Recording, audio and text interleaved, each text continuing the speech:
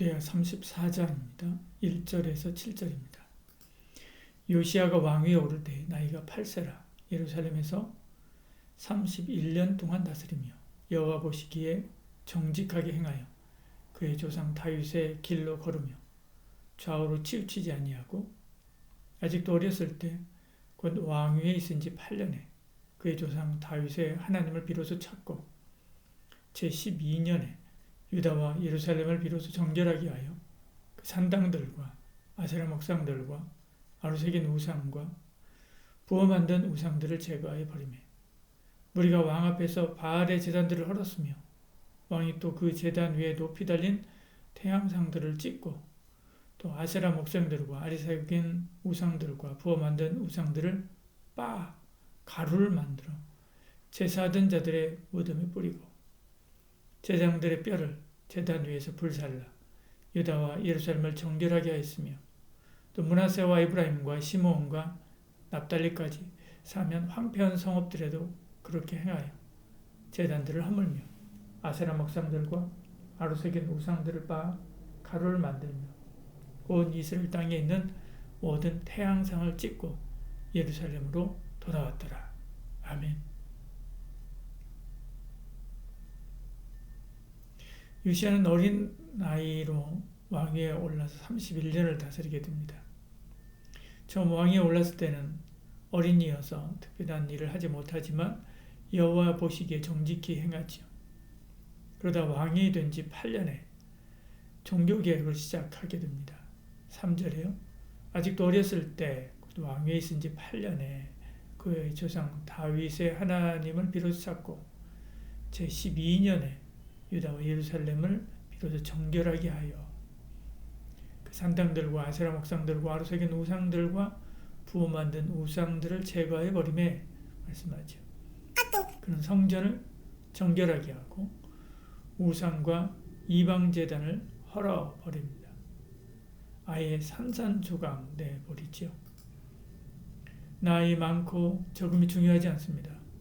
중요한 것은 분명한 의지와 뜻이 있느냐지요. 참 믿음으로 살려는 결의를 하면 못할 것이 없습니다. 요시야는 성전을 수리하기 시작합니다. 이 일을 위해서 레위인을 백성에게 보내 성전 수리 비용을 거두게 하지요. 제사장 hil기야는 그것을 받아 감독자와 현장 시공자에게 주게 됩니다. 그들은 정직하고 성실하게 주어진 일을 감당하지요. 12절에요. 사람들이 성실하게 그 일을 하니라 이렇게 말씀하죠. 왕인 요시야, 대제사장 hil기야, 레위인, 백성, 현장 사역자까지 한 마음으로 계획을 이룬 거지요. 이렇듯 하나님의 일은 혼자 할 수 없습니다. 좋은 동역자가 있어야 되지요. 그들과 한 마음으로 감당해야 됩니다. 그러면 동역자를 귀하게 생각하시길 바랍니다.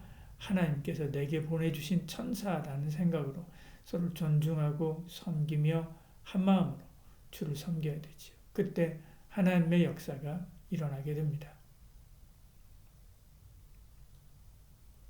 성전을 수리하다가 성경을 발견하게 됩니다. 14절에요. 무리가 여호와의 전에 헌금한 돈을 꺼낼 때 제사장 hil기야가 모세가 전한 여호와의 율법책을 발견하고 이렇게 말씀하지요. 왕은 이 성경을 읽고 자기 옷을 찢으며 회개합니다. 그리고 선지자 훌다에게 사람을 보내 하나님의 뜻을 묻지요. 선지자는 이 백성이 하나님을 버리고 우상을 숭배했기 때문에 이 책에 기록된 저주대로 저주할 것이다 라고 말합니다. 요시야와 백성이 통곡하며 회개하고 종교개혁을 이루었기에 마음을 돌이켜 왕의 때에는 이런 심판이 임하지 않게 하신다. 그렇게 말씀하죠. 하나님이 성경 말씀대로 심판하고 또 말씀대로 회개하는 자에게 은혜 베푸시지요. 오늘 우리도 성경을 따라 순종해야 됩니다. 저주받을 일이 아니라 복을 받을 일로 성경이 내게 이루어지게 해야 됩니다.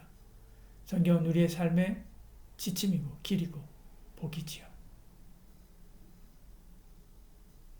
예언을 받은 왕은 예루살렘 장로를 불러 언약책의 말씀을 읽어줍니다. 그리고 왕은 마음을 다하고 목숨을 다하여 하나님께 순종하고 계명과 법도와 율례를 지키겠다라고 선언하죠. 온 예루살렘 주민이 하나님의 언약을 따르게 됩니다. 이런 요시야가 사는 날에 백성이 하나님께 복종하고 떠나지 않습니다. 33절에요. 이와 같이 요시야가 이스라엘 자손에게 속한 모든 땅에서 가증한 것들을 다 제거해버리고 이스라엘 모든 사람으로 그들의 하나님 여호와를 섬기게 하였으므로 요시아가 사는 날에 백성이 그들의 조상의 하나님 여호와께 복종하고 떠나지 아니하였더라. 그러자 하나님이 주신 평화의 은혜가 임합니다. 이런 왕과 함께 있는 백성이 복이 있죠. 오늘 우리가 우리 가정에서, 직장에서, 친구들 사이에서 요시아와 같은 지도자가 되어야 됩니다. 하나님의 복과 은혜의 통로가 되어야 되지요. 그래야 우리와 함께하는 사람이 복이 있습니다. 기도하겠습니다.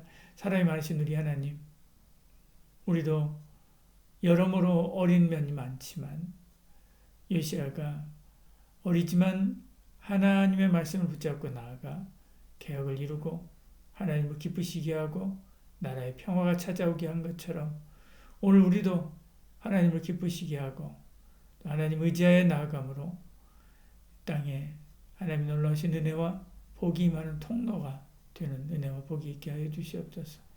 오늘 하루의 일과도 주께 맡기고 의뢰합니다. 주여 우리의 모든 삶을 붙잡아 주시고 복의 복을 더하여 주시옵소서. 예수님 이름으로 기도합니다. 아멘.